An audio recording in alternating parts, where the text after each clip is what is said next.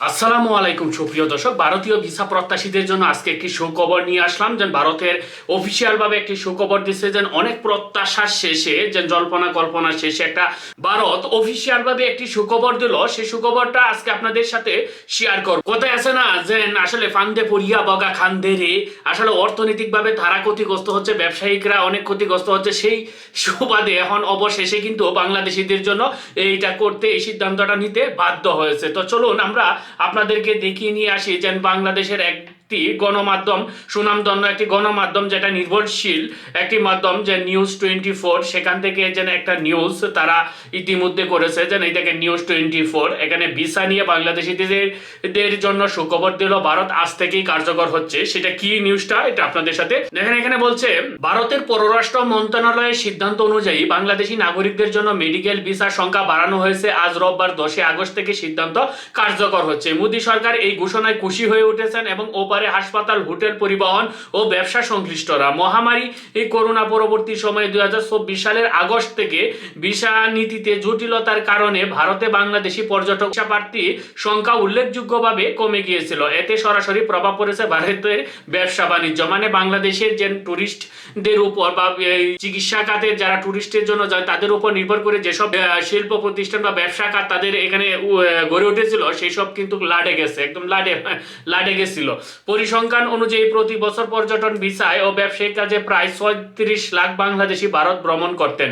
সেই প্রবাহ গত এক বছরে প্রায় থেমে যায়। এর ফলে কলকাতায়, নিউ মার্কেট, দিল্লি, মুম্বাই, চেন্নাই, হায়দ্রাবাদ ও বেঙ্গালুরে বড় বড় হাসপাতাল, হোটেল, খুচরা ব্যবসায়ী, পরিবহন খাত এবং মুদ্রা বিনিময় কেন্দ্রগুলো চরম ক্ষতির মুখে পড়েছে।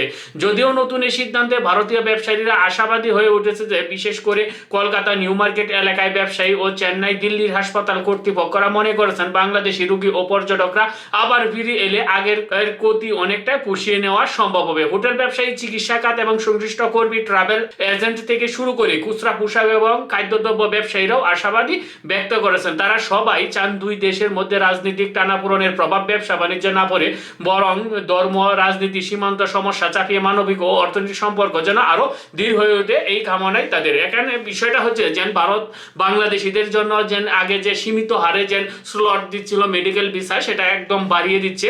আস্তে আস্তে সকল ভিসা, টুরিস্ট ভিসা সহ যাবতীয় ভিসা কিন্তু খুলে দিবে। কারণ এখন ভারত কিন্তু বুঝতে পারছে যে তাদের ব্যবসা বাণিজ্য অবস্থা কিন্তু অনেকটাই, তারা অর্থনৈতিকভাবে এই যে পর্যটন শিল্প থেকে বাংলাদেশ থেকে যে এক্সট্রা রেভিনিউ তাদের পাইতো, সেটা কিন্তু এখন আর পাচ্ছে না। সেই জন্য তারা এখন বুঝতে পারছে তারা অর্থনৈতিকভাবে অনেক ক্ষতিগ্রস্ত হওয়ার কারণেই কিন্তু অবশেষে সেই সিদ্ধান্ত নিচ্ছে, আস্তে আস্তে বাংলাদেশিদের জন্য সব বিষয় খুলে দিবে।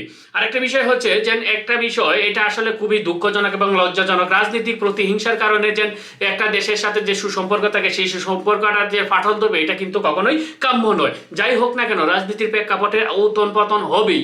এই রাজনীতির দল আসবে, ওইটা আসবে, এটা আসবে।